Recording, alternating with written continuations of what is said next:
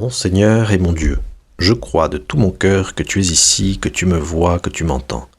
Je t'adore avec profonde révérence.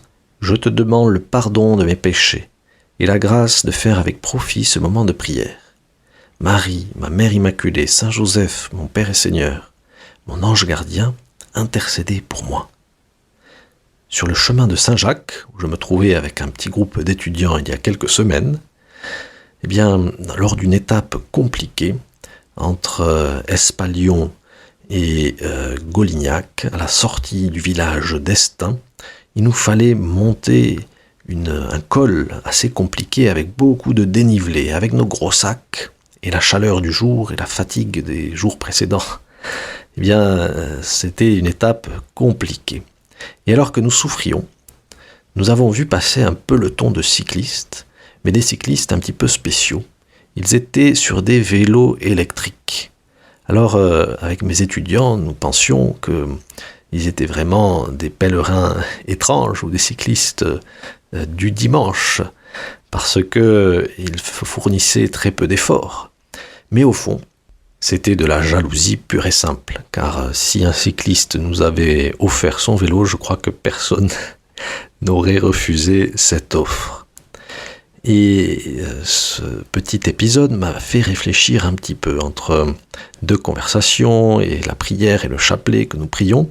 Mes pensées m'ont porté à une conclusion. C'est qu'en fait, la vie spirituelle est à bien des égards comparable à une course sur un vélo électrique. Et ce vélo électrique est le symbole ou la représentation de la grâce que le Seigneur nous donne pour avancer sur le chemin de notre rédemption, sur le chemin de la sainteté. Mais pour bien utiliser ce vélo électrique, il ne faut pas oublier d'où nous vient ce cadeau. C'est Dieu, le fabricant du vélo.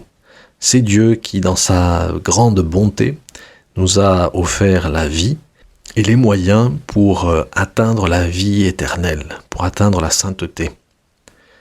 Ces moyens, ce sont toutes ces grâces que le Seigneur nous donne.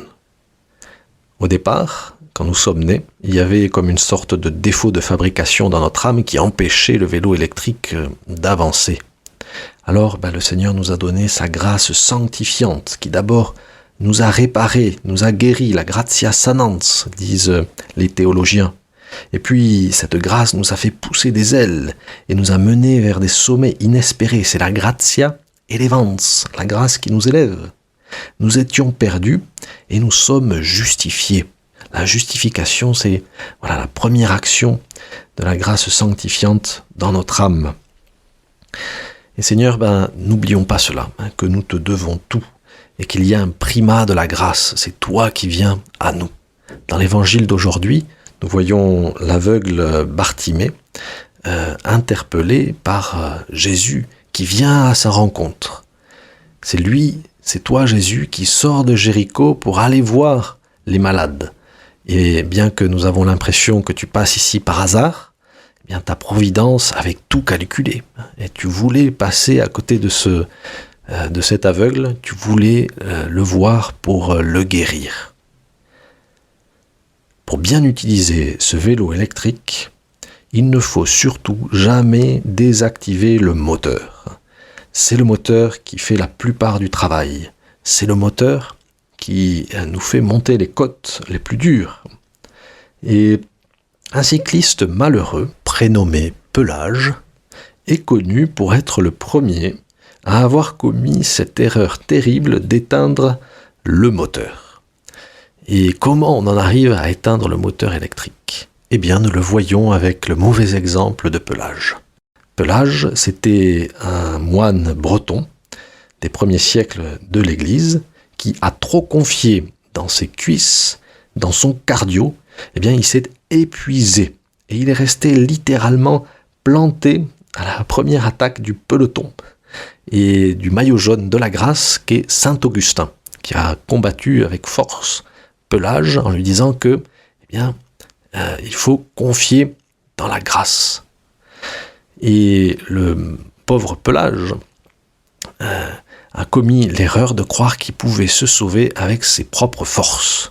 Et c'est son orgueil qui l'a poussé à pédaler, et à croire que c'était lui qui faisait bouger le vélo. Et alors il en vient à éteindre le moteur ou à ne plus le recharger. Et c'est terrible.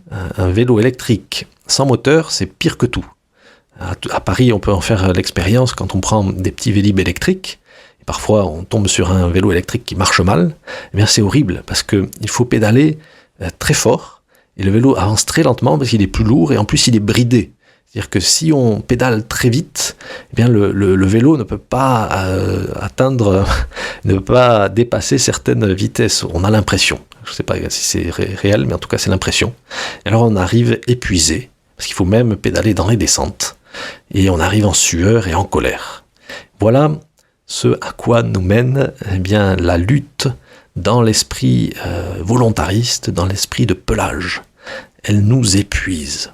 Et c'est quand peut-être on accumule les résolutions en oubliant que nous allons les atteindre avec l'aide de Dieu. Alors il y a toujours quelque chose à garder bien en tête quand on prend une résolution.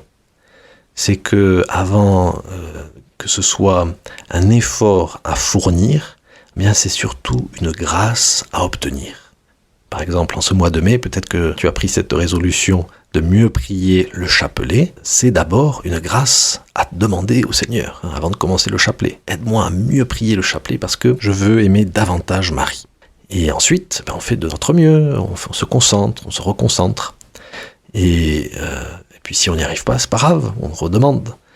L'important, c'est bien de ne pas arrêter de pédaler et de confier dans la grâce de Dieu, car tout est grâce, comme disait la petite Thérèse. Alors, dans l'évangile d'aujourd'hui, c'est beau de voir comment l'aveugle attend tout de Dieu. On voit qu'il confie vraiment dans la grâce divine. Il se rend compte qu'il est le bénéficiaire bien de ce Dieu qui vient jusqu'à lui. Et c'est pourquoi il crie « Fils de David, Jésus, prends pitié de moi, prends pitié de moi. J'attends tout de toi. » Et là, il a conquis le cœur de Jésus, on peut dire, parce qu'il se rend compte qu'il peut être sauvé uniquement par Dieu, et non par ses propres forces ou par les hommes. Alors, une fois que nous avons compris qu'il ne faut jamais désactiver le moteur, il nous faut pédaler avec entrain. Et c'est la magie des vélos électriques, c'est que à peine on fait un tout petit effort et qu'on pousse avec nos jambes sur les pédales, le moteur se met en marche et il seconde notre action, il nous fait nous envoler. On a l'impression bien que le vélo avance tout seul. Et effectivement, Seigneur, Dieu veut que nous pédalions, même si c'est lui qui fait tout le travail. Dieu qui t'a créé sans toi ne te sauvera pas sans toi, dit saint Augustin, le docteur de la grâce. Dieu qui t'a donné ce vélo électrique ne te sauvera pas sans tes petits coups de pédale, sans tes petites résolutions et tes bonnes œuvres. Un cycliste venu d'Allemagne du nom de Luther se trompa lourdement sur ce point. Après quelques kilomètres en selle, il s'est convaincu que ses actions n'avaient aucun intérêt. Et il pensa que seul le moteur et le vélo allaient le mener vers la victoire. Alors il a arrêté de pédaler, il s'est fait doubler par tout le monde, et au micro d'un journaliste qui lui disait « Mais qu'est-ce qui s'est passé? Pourquoi vous êtes-vous arrêté en chemin ?» Il s'est auto-justifié en disant « Sola gratia », seule la grâce compte. Le peloton resta sans voix, et on entendait cette question revenir sur les lèvres de ses concurrents. S'il ne veut pas pédaler, pourquoi est-il cycliste professionnel? Alors, Seigneur, que notre foi se voie dans nos œuvres, comme dit saint Jacques dans sa lettre. Ces œuvres ne nous sauvent pas en tant que telles, mais elles manifestent notre reconnaissance pour notre Dieu, pour notre fabricant de vélos, pour notre fournisseur, pour notre créateur.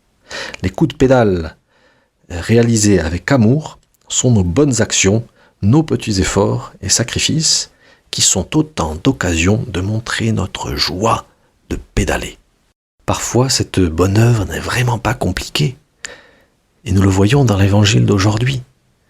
Cette bonne œuvre consiste simplement à formuler une prière. Et c'est ce que fait l'aveugle Bartimée. Il dit « Rabouni, que je retrouve la vue ».